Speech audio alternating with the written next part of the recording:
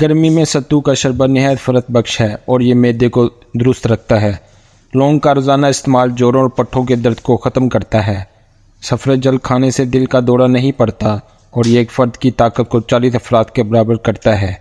جگر کی خرابی میں تازہ ادرک کا پانی انتہائی فائدہ مند ہے۔ اسہال کے مریض کو بئی کا پھل کھلانے سے مرض کم ہو جاتا ہے۔ بخار اور پیٹ کے السر کی حالت میں نیم گرم دودھ پینا فائدہ مند ہے۔ مسواک کا روز استعمال منہ کی بدبو ختم اور مسوڑوں کو مضبوط کرتا ہے۔ پیشاب کے قطرے آتے ہوں تو سفید تل کھانے سے بہت افاقہ ہوتا ہے۔ نماز انسان کو دل کا سکون دیتی ہے اور اچھے کاموں کی طرف راغب کرتی ہے۔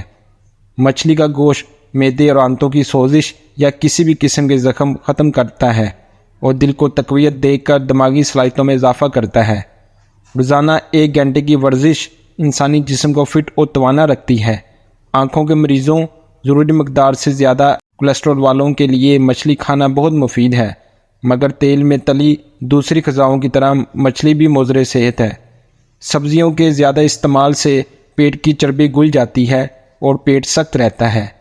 محنت سے انسان زیادہ نہیں تھکتا۔ آج کل لوگوں کے رویے جلد تھکا دیتے ہیں۔ دودھ میں شہد ڈال کر کھانے سے جسمانی کمزوری دور ہوتی ہے۔ کھانے کے بعد گڑ کھانے سے بد ہضمی نہیں ہوتی۔ گھر سے جراثیم اور شیطان بھگانے کے لیے کلونجی کی دونی ہر روز دینی چاہیے۔ سیب کا جوس پینے سے آئرن لیول متوازن اور انسان چاق و چوبند رہتا ہے۔ مزید دلچسپ اور معلوماتی ویڈیوز کے لیے ہمارے چینل کو ضرور سبسکرائب کریں۔ اس سے ہمارا حوصلہ بڑھتا ہے اور ہم مزید ویڈیوز آپ کی خدمت میں لے کر آتے ہیں۔ شکریہ۔